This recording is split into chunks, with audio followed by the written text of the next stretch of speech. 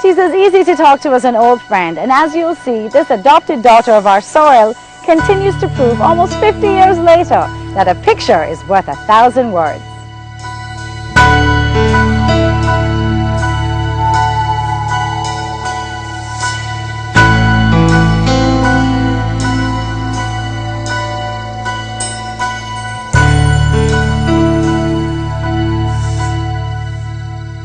I came here in 1955 to photograph the first time the Australians came to the West Indies for cricket. It was the first time they came here.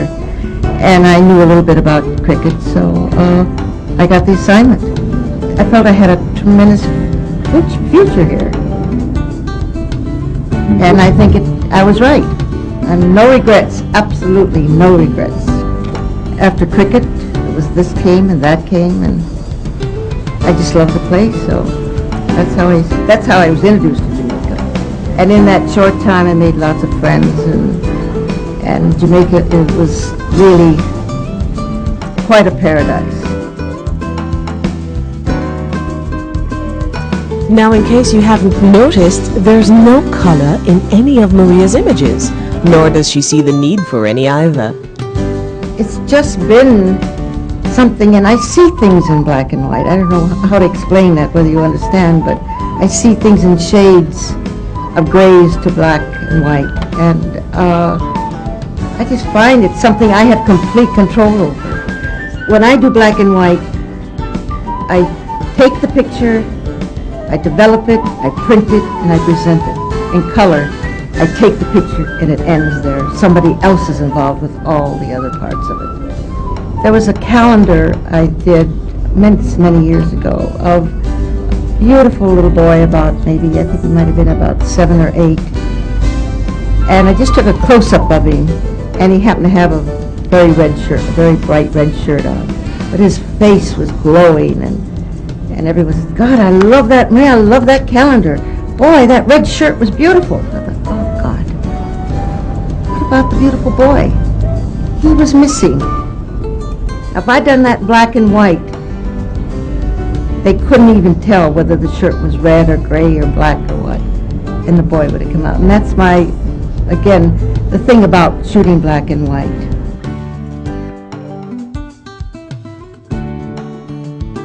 In the early years, she made quite an impact in the commercial field with not only her photographic skills, but with one very simple, life-altering suggestion.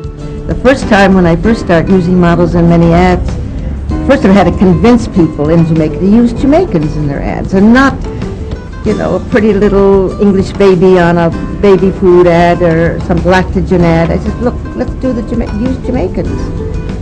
And he says, fine, you get the models. Okay.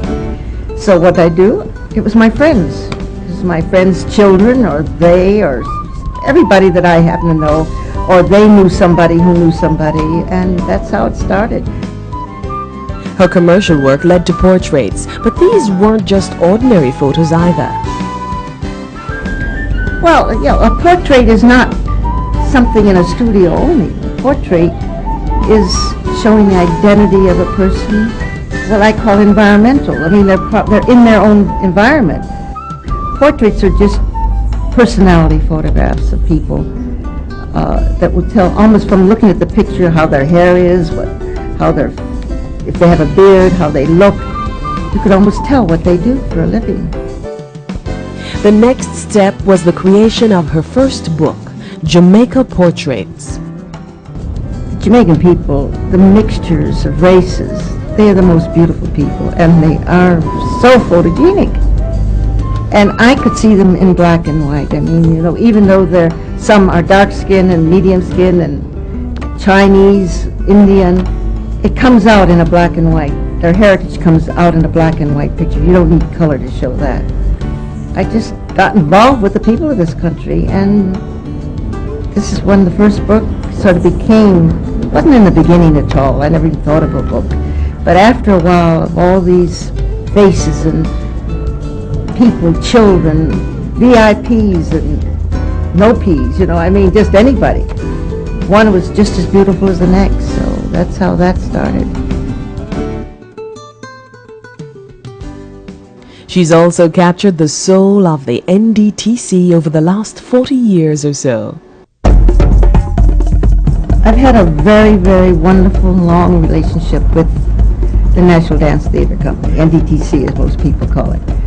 And I met Rex, I think it was in 1964. He was doing tryout for a film. And they asked me if I'd take some stills of them while they're doing this test, a movie test as it was. So I took some of Rex, and he saw, and I said, maybe you would like a print, and I gave him a print. And he couldn't believe, what he'd see. He goes, how'd you do this one, or something like that. He says, you ever done any theater or dance photography? I said, yes, in New York. I've done many Broadway shows, and he says, would you mind coming one night to one of our rehearsals and see if you'd like to take some pictures of the dance company? Well, that was the beginning of 40 years, 42 years now.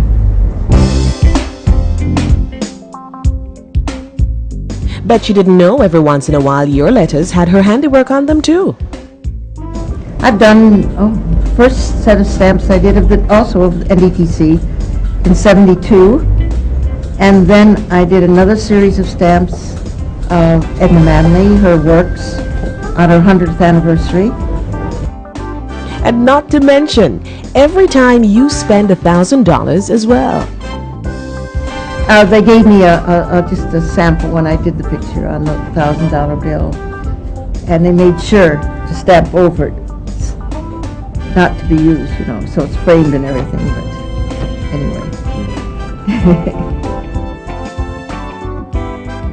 We caught up with Maria at the right time. She's about to launch her second book, Jamaica Reverie. Nothing happens with me until it happens. I plan, and if it takes 2 years or 3 months, it just happens when it's finished. And this is completely different. This is the land. This is the country that I fell in love with. There's a mystic thing about the word Jamaica and Jamaica. I don't know what it is. People are captivated by Jamaica immediately. Whether I'm commissioned to do something or whether I'm doing it my own, I always try and give them a little more than I expected. And it's got me through.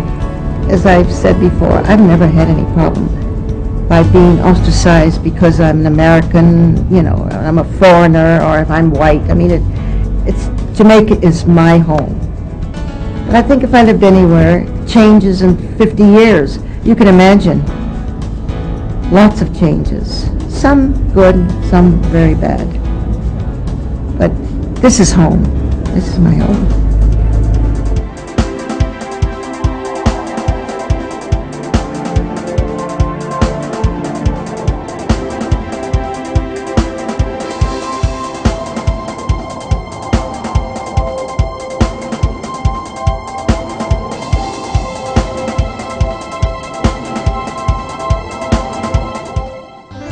Maria's new book will be available by the end of September. And remember, these books are collector's items, so be sure to get yours as soon as it's in stores. That's about all the time we have for today's show. Remember, for all the information you could possibly want on the runnings of Air Jamaica, check out their new website at www.airjamaica.com. If you're a first-time visitor to the Caribbean, welcome to paradise. If you've been here before or you're lucky enough to live here, welcome home. I'm your host, Rachel, and as always, walk good and take care.